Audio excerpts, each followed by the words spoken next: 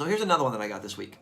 It says, okay, doc, hey, I'm hearing about this leaky gut syndrome thing, right? It's everywhere. Is this just a new term? That's their first question they asked. And they said, I know you've helped a lot of people with this in the past. I'm very food sensitive and don't eat the best because I can't. A lot of foods really bother me. Can you help me? So let's go through this first. Let's take the first question. Is leaky gut a new term? Yes and no. The condition is very old, but you've got to go back. You've got to go back in the medical literature. You got to start digging through the old medical textbooks. And one of my mentors, Howard Loomis, years ago told me start buying medical textbooks from 1950 back. He goes, because that's where the knowledge is. Everything from there forward, he goes, is very cookie cutter. He goes, you'll get some new breakthroughs and this and that, but you lose the real clinical skills. Doctors from the 50s back had very, very good observational skills. They could look at a body, they could hear things, they could see things on the body that would tell them little clues or hints. Today, we've become so automated, we've gotten away from this.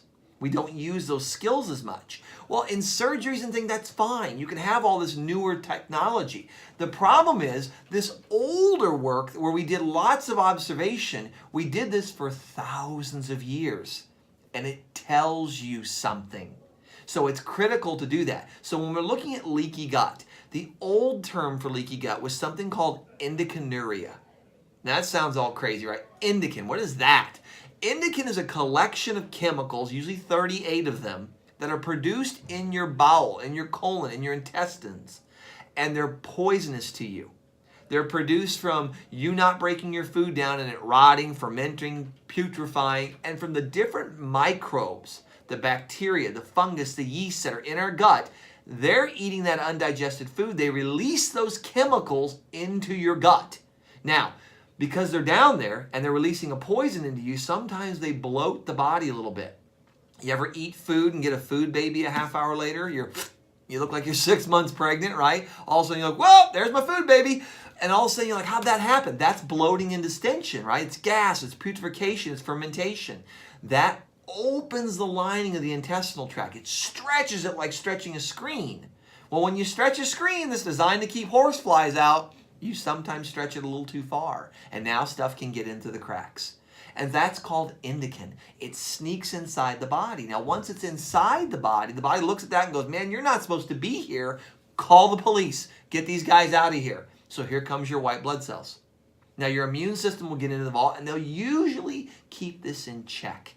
And they'll say, hey, let's grab this stuff. We're going to jail it. We're going to run it over to the liver. Tell the liver to bind it all up. We're going to take it over to the kidneys, and we're going to push it out through the urine. We're going to get it out of here. The problem is what if it's going on all day, every day, for over and over and over for weeks or months or years on end? You outrun your police. There's just not enough of them to handle the crowd control. So you get guys running across the fence line, running across the yard, streaking at a baseball game. They're going crazy, right? And they're inside, and they start to aggravate the system. This is exactly what fibromyalgia is, to the T. Exactly what fibromyalgia is. It's also what every, with no exception, autoimmune disorder is. Every autoimmune disorder you can think of is always tied to a gut issue. Always. Now, why? Because 70% of your army that your body has is in your gut. It's in your GI tract. That's where your body puts its defenses. So just common sense. Let's look at this way. If nature decided, hey, when I make you, I'm going to put 70% of your army and police force in the colon, bowel, small intestine area. That's where it's going to go. Not in the blood, not around the heart, not in the kidneys. I'm going to stick it in that intestines. Then it must be very, very, very important, and you must get attacked there all the time. And we do. And when you comb back through these old medical books, you go back 150 years, you comb through them, you start seeing symptoms listed under indicanuria. And you start seeing the symptoms, and it's everything you can think of, from skin diseases to joint pain to neurologic problems to emotional things, schizophrenia, depression, anxiety, bipolarism. They're all showing up throughout the literature. And so we say, oh my gosh, am I just poisoning myself? Is that what this is? Somehow I'm poisoning myself over a long period of time. And the answer is yes. So the next question is, Doc, can you help me? Just from what I just said, what do you think? The answer is yes. This is what we do, right? We help you restore normal. We balance it. We seal the gut. We heal the gut. And it's amazing at how all these incurable autoimmune type problems start to turn the corner and repair themselves. You don't have to chase the disease. You chase the issue.